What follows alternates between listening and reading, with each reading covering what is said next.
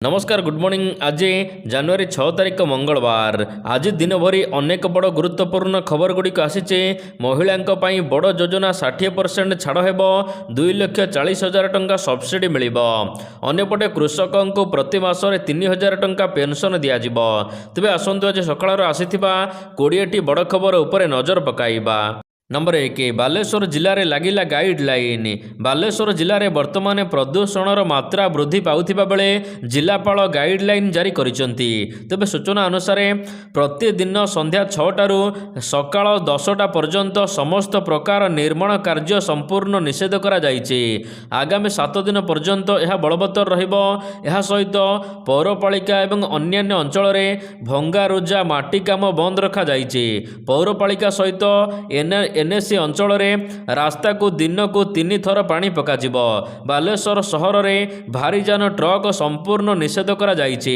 अलिया आवर्जना खोलारे जलाइबा, कोईला जालरे रोषेई करिबा किंबा कौनसी प्रकारर खोला अग्निकांड संपूर्ण निषेध करा जायछि। नंबर 2 एणिकी अलिया उठाइले गणिबे टंका। भुवनेश्वर बासिंदा को एणिकी अलिया उठाइबा पई टंका देबाक पड़िबो। अलिया उठाइबा पई राजधानीवासी गणिबे यूजर्स फी। घर, होटेल, शॉपिंग मॉल, काफे, हाट, शिक्षानुष्ठान, मद दुकान, ढाबा, क्लाउड किचेन, गोदाम, road side vendor, tent house हो कि हॉस्टेल हो सबुठारु आदाय करा जिवो यूजर फी। एथिपाई निर्धारित फी धार्य करा जायछि। तेबे 800 वर्ग फुट घर पाई मासको 50 टंका। यह सहित अन्यान्य 800 रु 1200 वर्ग फुट घर पाई 75 टंका देबाक पड़िबो। वार्षिक 10 कोटी टंका आदाय लक्ष्य रखिछि बीएमसी। मन कहूछि किछि नुआ करिबा पाई, हेले पाखरे संबळ नाही। तेबे व्यस्त हुंतु नाही। मधुलिका एंटरप्राइजेस एबे बुझिबो आपणक मन कथा। क्षुद्र शिल्प ठारु नै मध्यम शिल्प पाई सुलभ मूल्य रे जोगाई देबो समस्त प्रकार मेसिन और रॉ मटेरियल, जहाकु नै आपण सहज आरंभ करि परिबे नुआ एक व्यवसाय। अधिक जानिबा पाई आज ही कॉल करंतु। नंबर 3 कमल का फूल हमारा भूल। नुआ कैंपेन आरंभ कला बीजेडी। सोशल मीडिया रे एक्टिव युव बीजेडी। तेबे युव बीजेडी नेता चिन्मय साहू राज्य सरकार को टार्गेट करिसंती। विभिन्न स्थान रे पीयूसीसी को नहीं लोक माने लाइन रे छिड़ा होइचंती। एही लोक मान को बुझाइबो बीजेडी। गाड़ी पोल्यूशन सर्टिफिकेट को नहीं सरकार को राजस्व आदाय फंदी रहिছে। ए नहीं युव बीजेडी नेता दलर सभापति कमल का फूल हमारा भूल स्लोगान आरंभ करिसंती। सोशल मीडिया रे एहार एक वीडियो पोस्ट हेबो बोली युव बीजेडी पक्षर कुहा जायछि। नंबर 4 ह्यूमन सागर मृत्यु मामला बदलिले थाना अधिकारी। कंठशिल्पी ह्यूमन सागरंकर अस्वाभाविक मृत्यु उपरु शीघ्र परदा उठाजिब बोली चाहि बसिचंती तांको प्रशंसक। हेले तांको मृत्यु को नहीं तदंत एबे धिमेई गलाणी। ह्यूमानकर मृत्यु विवाद को नहीं कटक मरकतनगर थाना पुलिस तदंत आरंभ करिथिला। हेले एहा एबे धिमेई जाइछि, कारण मरकतनगर थानार तदंत अधिकारी ऑफिसर तथा आईआईसी सत्यव्रत भूइया को लालबाग थाना को बदली करा जाइछि। फल तदंतर गति आहुरी मंथर हेबार आशंका करा जाउछि। सेपटे एम्स पक्षरु ह्यूमन सागरंकर स्वास्थ्य संपर्कित मेडिकल रिपोर्ट ए जाबत पुलिस हस्तगत करी नाही। केबे एम्स कर्तृपक्ष मरकतनगर थाना को रिपोर्ट प्रदान करिवे। नंबर 5 सरकार सहित आलोचना विफल, बड़ निष्पत्ति नेले ओडिशा मिलर संघ। राज्य रे सृष्टि हेई पारे चाउल संकट। विभिन्न दाबी को नहीं राज्य सरकार सहित आलोचना मिलर संघर विफल होइछि। फल मिलर माने सेमानकर आंदोलन जारी रखिबा को निष्पत्ति नैचंती। सरकार पक्षरु दाबी पूरण को नहीं कौनसी लिखित प्रतिश्रुति न मिलिबारु सारा राज्य रे चाउल कल परिचालना बंद रखाजिबो बोली संघ पक्षरु कुहा जाइछि। मिलर मानकर दाबी हेउछि 2024-25 खरीफ ऋतु पई रक्षणाबेक्षण शुल्क प्रदान करिबा, कस्टम मिलिंग पई अतिरिक्त प्रोत्साहन राशि, 40 किलोमीटर रु अधिक दूरता पाई परिवहन खर्च संशोधन, अरुआ चाउल क्षेत्र में 1% ड्राइज व्यवस्था पुनर्चालन परिचालना करने को दाबी हेउछि। ନମ୍ବର 6 ଡେବ୍ରିଗଡ଼କୁ ଅଣାଯିବ ବାଘ। ଓଡ଼ିଶାର ଡେବ୍ରିଗଡ଼ ବ୍ୟାଘ୍ର ଅଭୟାରଣ୍ୟକୁ ଖୁବ୍ ଶୀଘ୍ର 2ଟି ବାଘକୁ ସ୍ୱାଗତ କରାଯିବ। ଜଙ୍ଗଲ ଏବଂ ପରିବେଶ ମନ୍ତ୍ରୀ ଗଣେଶ ରାମ ସିଂ ଖୁଣ୍ଟିଆ ଏନେଇ ସୂଚନା ପ୍ରଦାନ କରିଛନ୍ତି। ଶିମିଳିପାଳରୁ ଆସିବ ବାଘ। ମନ୍ତ୍ରୀ ନିଶ୍ଚିନ୍ତ କରିଛନ୍ତି ରାଜ୍ୟ ସରକାରଙ୍କ ପକ୍ଷରୁ ଶିମିଳିପାଳରୁ ବାଘ ଆଣିବାକୁ ଜାତୀୟ ବ୍ୟାଘ୍ର ସଂରକ୍ଷଣ ପ୍ରାଧିକରଣ NTCA ସହିତ ସମନ୍ୱୟ କରାଯାଇଛି।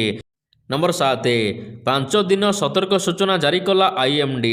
ଓଡ଼ିଶାରେ ଘନ କୁହୁଡ଼ି ଅନୁଭୂତ ହେବା ନେଇ ଭାରତୀୟ ପାଣିପାଗ ବିଭାଗ ପକ୍ଷରୁ 5 ଦିନିଆ ସତର୍କ ସୂଚନା ଜାରି କରାଯାଇଛି। IMD ପକ୍ଷରୁ କୁହାଯାଇଛି ଗତ 24 ଘଣ୍ଟା ମଧ୍ୟରେ ଓଡ଼ିଶାରେ ଘନ କୁହୁଡ଼ି ଏବଂ ଥଣ୍ଡା ଅନୁଭୂତ ହେବ।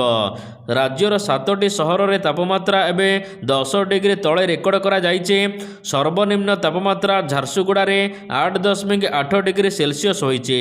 ଅନ୍ୟପଟେ 6 ତାରିଖ ପାଖରୁ ରାଜ୍ୟରେ ଥଣ୍ଡା ବଢ଼ିବ ଏବଂ ପ୍ରବଳ କୁହୁଡ଼ି ହେବା ନେଇ ପାଣିପାଗ ବିଭାଗ ପକ୍ଷରୁ କୁହାଯାଇଛି। ତେବେ ଆଜିଠାରୁ ନୟାଗଡ଼, ଢେଙ୍କାନାଳ, କନ୍ଧମାଳ, ଗଜପତି, ଗଞ୍ଜାମ, ପୁରୀ, ଖୋର୍ଦ୍ଧା, ଜଗତସିଂହପୁର, କଟକ, କେନ୍ଦ୍ରାପଡ଼ା, ମୟୂରଭଞ୍ଜ, କେନ୍ଦୁଝର ଏବଂ ସୁନ୍ଦରଗଡ଼ରେ ପ୍ରବଳ କୁହୁଡ଼ି ଦେଖାଦେବ।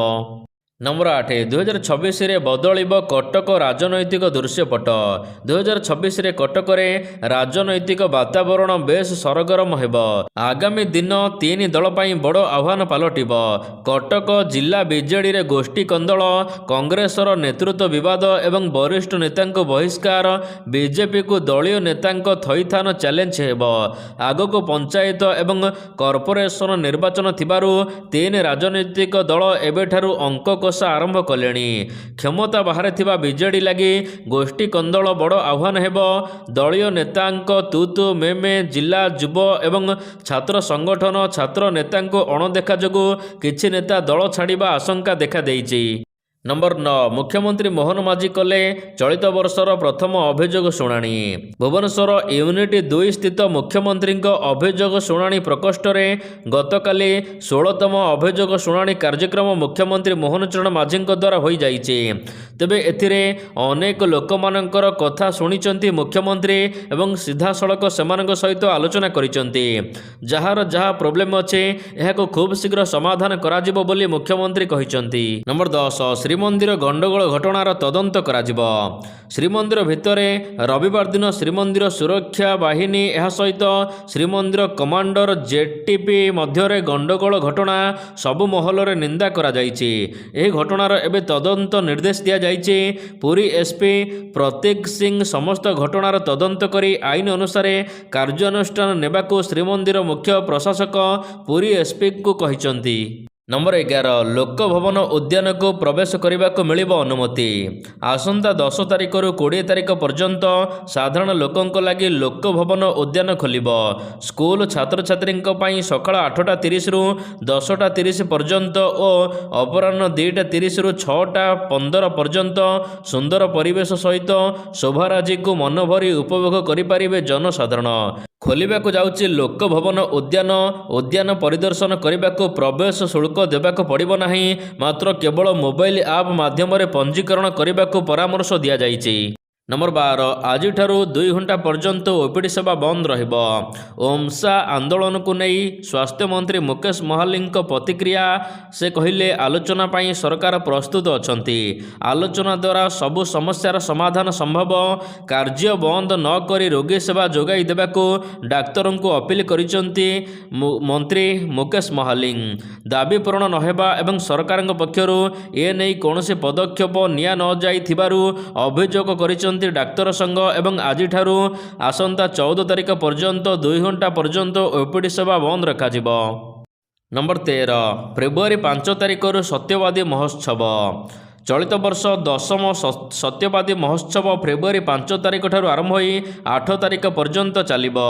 ସତ୍ୟବାଦୀ ବ୍ଲକ କାର୍ଯ୍ୟାଳୟ ସଭାଗୃହରେ ଅନୁଷ୍ଠିତ ବୈଠକରେ ଏ ନେଇ ନିଷ୍ପତ୍ତି ନିଆଯାଇଛି। ସ୍ଥାନୀୟ ପ୍ରଶାସନ ଏବଂ ମହୋତ୍ସବ କମିଟି ସମନ୍ୱୟ ବୈଠକରେ BDO ଦେବାଶିଷ ନାୟକ ଅଧ୍ୟକ୍ଷତା କରିଥିଲେ। नंबर 14 ଜାନୁଆରୀ 30 କଂଗ୍ରେସର ପଦଯାତ୍ରା। ଜାନୁଆରୀ 30 ତାରିଖ ଠାରୁ କଂଗ୍ରେସ କରିବ ପଦଯାତ୍ରା। ଦ୍ୱିତୀୟ ପର୍ଯ୍ୟାୟ ପଦଯାତ୍ରା କରିବ କଂଗ୍ରେସ। ପିସିସି ସଭାପତି ଭକ୍ତ ଦାସଙ୍କ ନେତୃତ୍ୱରେ ପଦଯାତ୍ରା ହେବ। ମାଲକାନଗିରିରୁ ଯାତ୍ରା ଆରମ୍ଭ ହେବ। ଗାନ୍ଧୀ ପଥେ ଓଡ଼ିଶା କାର୍ଯ୍ୟକ୍ରମ କରାଯିବ। ଏହି ପଦକ୍ଷେପରେ କଂଗ୍ରେସ ରାଜ୍ୟର ପ୍ରତ୍ୟେକ ଜିଲ୍ଲାରେ 20 କିଲୋମିଟର ପର୍ଯ୍ୟନ୍ତ ପଦଯାତ୍ରା କରିବ। ଦଳ କହିଛି ଯେ ଏହି ଅଭିଯାନ କଂଗ୍ରେସର ନେତା ଏବଂ କର୍ମୀଙ୍କୁ ଏକତ୍ରିତ କରିବା ଏବଂ ତୃଣମୂଳ ସ୍ତରରୁ ସଂଗଠନକୁ ମଜବୁତ କରିବା ପାଇଁ ଉଦ୍ଦିଷ୍ଟ। ନମ୍ବର 15 ପ୍ରଚାର ହେବ ଓଡ଼ିଶାର ଐତିହ୍ୟ। ଆସନ୍ତା ଜାନୁଆରୀ 30 ଫେବୃଆରୀ 1 ତାରିଖ ପର୍ଯ୍ୟନ୍ତ 3 ଦିନ ଧରି ଆସାମର ଗୌହାଟୀର ରାଡିସନ୍ ବ୍ଲୁ ହୋଟେଲରେ ଆୟୋଜିତ ହେବାକୁ ଥିବା ଦ୍ୱିତୀୟ ଓଡ଼ିଶା ପରବ ପରିପ୍ରେକ୍ଷୀରେ ଏକ ସମନ୍ୱୟ ବୈଠକ ଅନୁଷ୍ଠିତ ହୋଇଛି।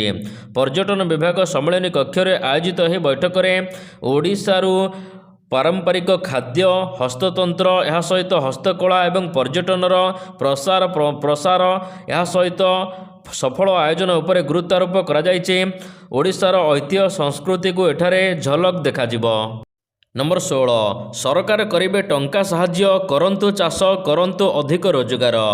ଯଦି ଆପଣମାନେ କରିବାକୁ ଚାହୁଁଛନ୍ତି ଧଳା ଘୁଷୁରୀ ଫାର୍ମ, ଏଥିପାଇଁ ଆପଣ ସରକାରଙ୍କ ଠାରୁ ସାହାଯ୍ୟ ନେଇପାରିବେ।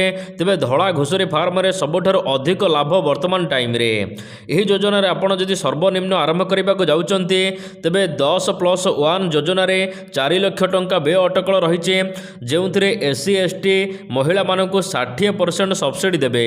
ମାନେ ଟୋଟାଲ 4 ଲକ୍ଷ ଖର୍ଚ୍ଚ ହେଉଥିବା ବେଳେ ସରକାର ଆପଣମାନଙ୍କୁ 2,40,000 ଟଙ୍କା ଛାଡ଼ ସବସିଡି ଆକାରରେ ଦେଉଛନ୍ତି। ସେହିପରି ସାଧାରଣ ବର୍ଗମାନେ 4 ଲକ୍ଷ ଟଙ୍କା ଖର୍ଚ୍ଚ କଲେ ସରକାର ତାଙ୍କ 50% ଅର୍ଥାତ୍ 2 ଲକ୍ଷ ଟଙ୍କା ରିହାତି ଦେଉଛନ୍ତି। ମୁଖ୍ୟମନ୍ତ୍ରୀ ଉଦ୍ୟୋଗ ଯୋଜନାରେ ଆପଣମାନେ ସିଧାସଳଖ ଫାର୍ମ କରି ଅଧିକ ରୋଜଗାର କରିପାରିବେ ସବସିଡି ପାଇ।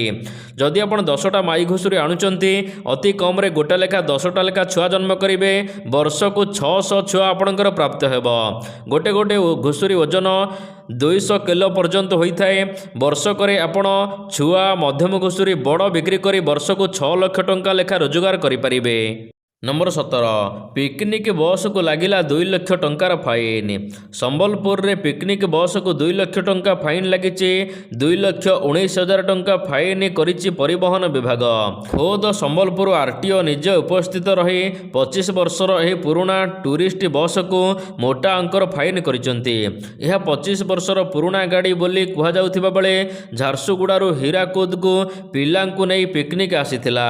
ଦୀର୍ଘ ଦିନରୁ ଏହି ବସ୍ର ମାଲିକର କୌଣସି ଟିକସ ଦେଉନଥିବା ଏବଂ ମୋଟା ଅଙ୍କର ଫାଇନ୍ ମଧ୍ୟ ପଡ଼ିଥିବା RTO କହିଛନ୍ତି। ନମ୍ବର 18 କୃଷକଙ୍କୁ ମାସକୁ ମିଳିବ 3,000 ଟଙ୍କା।